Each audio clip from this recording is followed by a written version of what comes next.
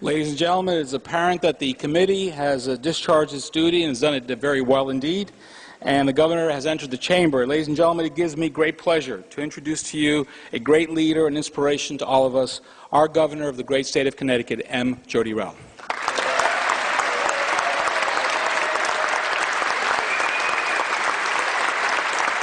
Thank you all very much. Thank you.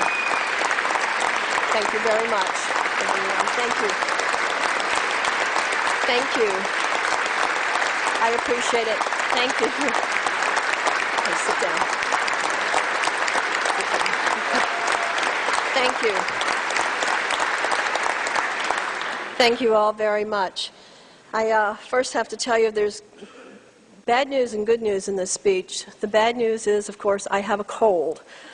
The good news is it's shortened the speech. So that's for all of you to appreciate now, and I hope you appreciate the shortness of that in a little while.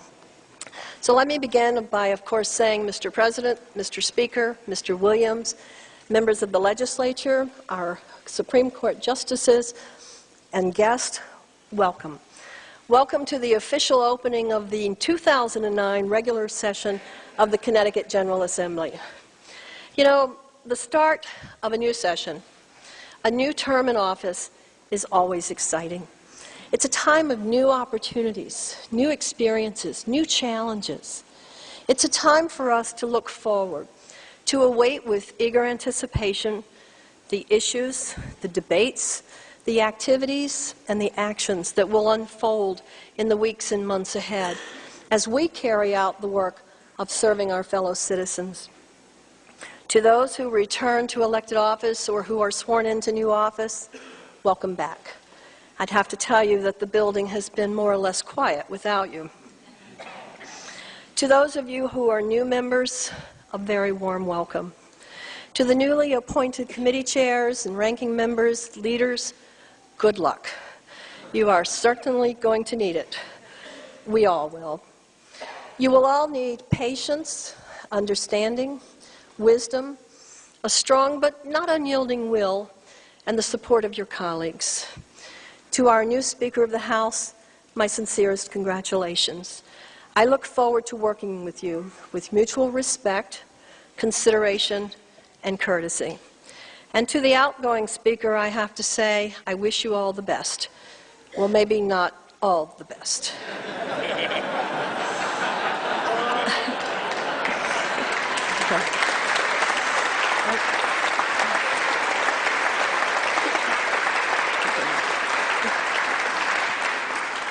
Later, as the celebrations of this festive day conclude, our real work will begin as we govern at a time of great challenge. Just last week, we bid goodbye to 2008. It was a year that few of us will ever forget, though many of us might like to. It is one that historians and economists and others will be writing about and speaking about for generations to come. It was a time of great highs.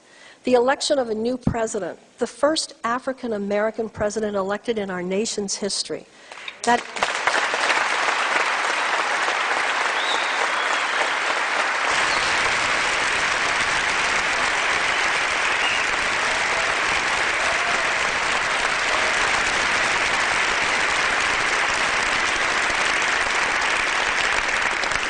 I believe that has to be a point of pride for all of us. But it was also a time of almost unimaginable lows. A national fiscal crisis breathtaking in its scope. The collapse of Wall Street, record home foreclosures, record business failures, record job losses, and record government bailouts. Yes, 2008 is behind us, but the problems it ushered in will not go quickly in this new year. We will not soon see an end to bankruptcies and to foreclosures, to pink slips or to red ink. Families in Connecticut and across the nation are rightly fearful and angry. They want to know how and why this happened and whose fault it is. They also want to know how they will ever be able to afford to retire or put their child through college, given the steep declines in their 401ks and savings accounts. How will they ever be able to afford their bills if they lose their jobs? Unfortunately, other than unbridled greed by far too many on Wall Street and almost criminally lax oversight by far too many in Washington, there are no easy answers. No easy answers, but lots of questions, lots of concerns. These are the worst financial times any of us can ever remember. And let's face it, it's scary. But one concern people should not have is a state government they cannot afford. And that is what they have right now. And cities and towns will need our attention as they also struggle with the fiscal pressures of the economy. The national economic storm has engulfed Connecticut and its municipalities. It has washed up on shore a set of difficult challenges, and it has brought clarity to our mission of educating our children, protecting our natural resources, providing for those in need, keeping our people safe, and making our state, a place of unmatched opportunity. Our mission may be a clear one, but the path we will take this session to fulfill it will not be. For the obstacles and challenges and needs we will face will be many. And I'm sorry to tell you, our resources will be few, way too few. As families struggle to pay their monthly bills, so will we. As they cut back on expenses and forego new purchases, so must we. And we must do it at a time when, as is the paradox of government, more and more families will be looking to us for help. Our revenues are declining, but the need for government services is increasing. As jobs continue to be lost or wages cut or frozen, our citizens will need our help for basic necessities, for food and heating assistance, unemployment assistance, child care, health care. How we fulfill our responsibilities will overshadow all that we do this session. It will guide our every decision. It will color everything. Actions will be taken this session, as it should be, on a host of different issues: health care, criminal justice, transportation, education, and the environment, to name but a few. The ideas, the proposals, the plans will be plentiful. The resources needed to bring many of them to life will not be. In recent good economic times, we made strategic and historic investments in our state. We took advantage of a strong economy to invest in education, in transportation, in healthy children, and in the technologies that will lead us into the future. In these difficult economic times, we must now find strategic savings and reductions throughout government. Government must shrink because our taxpayers are seeing their personal budgets shrink. The recession has landed hard on the doorsteps of many of our citizens, and they're looking to us for relief. They expect us to work together, to bring new approaches to the table, because that's what leaders do. And it is exactly what we have been doing over the last several months. Late last spring, it became apparent that our state budget for the last fiscal year was headed for red ink. I ordered a state hiring freeze, a state purchasing freeze, sought reductions in state gasoline usage, banned out-of-state travel, and took other measures. We averted the red ink and instead ended the year with a modest surplus. In August, with the cost of gasoline and home heating oil rising past $4 a gallon, we knew we needed to do something to help long before the cold winds of autumn or winter blew. I called you into special session, and together we produced a package of proposals aimed at providing energy and heating assistance for families in need, as well as for the elderly, schools, and nonprofits. And we paid outright for those proposals with the modest surplus we produced a month earlier. And while prices have come down considerably, regrettably, more and more people still need our help. In October and November, I took a number of other actions as the news from Wall Street grew increasingly grim and as the silence of inaction in Washington grew increasingly deafening. I met with the leaders of our state's community banks, and we put together a $100 million loan program to help ease the credit crunch for our state's employers. We also issued funds for brownfield remediation and reallocated manufacturing assistance funds, all in an effort to spur economic development. I also sought changes to our foreclosure laws to better protect homeowners and renters. Last month, I worked with our state's credit unions, and we announced a special $25 million program to help students and their parents with low-interest college loans. We wanted to help those families who were struggling to pay for tuition for this spring semester. I have also made 3 rounds of rescissions and offered 2 budget deficit mitigation plans. You passed one last month, and I thank you for your leadership. I do hope you will pass the second one next Wednesday. Because of the actions I have already taken and you have already taken, Connecticut is in far better shape than many other states.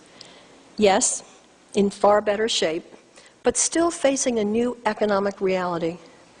But I firmly believe that this is a time of great challenge, but it is also a time of great opportunity. This is how I see the state of our state. Built on a firm foundation, facing incredible challenges, and yet poised, if we make the right decisions in the session ahead, to take advantage of incredible opportunities. I know how easy it is right now for us to be overwhelmed by the incessant drumbeat of bad economic news. It hangs about us like a tight-fitting cloak.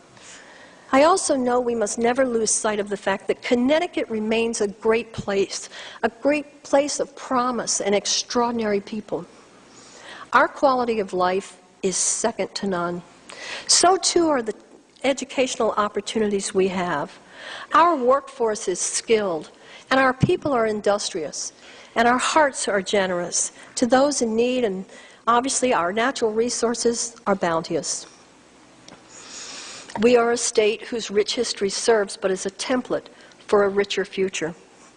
We lead the nation, and sometimes the world, in so many areas. Number 1 in per capita personal income. Number 5 in exports. Number 1 in Fortune 500 companies per million population. 7th in patent applications per capita. We are leading the bioscience revolution, and we are home to cutting-edge technologies and life-changing medical advances. Stem cell research, aerospace, nanotechnology, fuel cells, pharmaceutical research, all position Connecticut for the industries and the jobs of the 21st century. I know times are tough, but I know that the people of Connecticut are tougher. I know that we are a people of resolve. We will do whatever it takes to not only weather the storm, but to plant the seeds of a bountiful recovery. This will be a time of shared sacrifice. That which we would like to do will be set aside for that which we must do. We must take care of our most vulnerable, and we must meet the core mission of government of which I spoke earlier. The sacrifices will not be easy or painless. The recommended 2-year budget that I present to you next month will reflect that. The cuts must be made. And they will be deep, and they will affect every agency, every program, every service provided by state government. We'll take a moment's pause.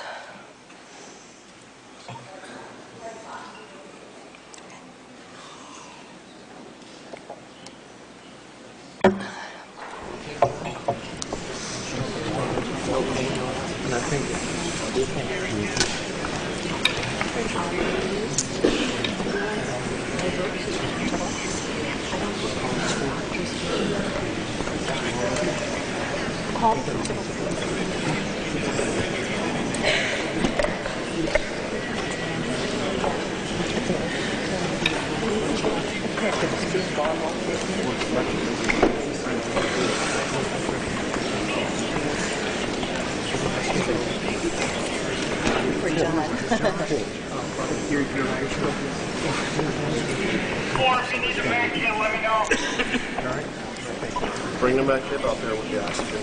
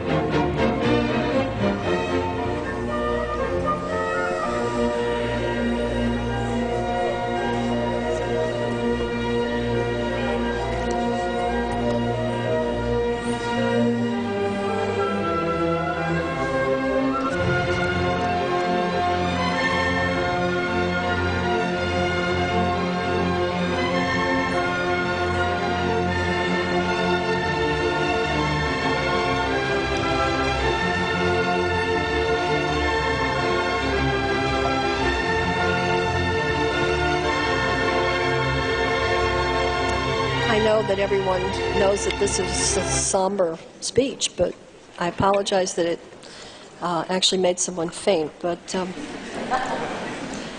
it'll get better.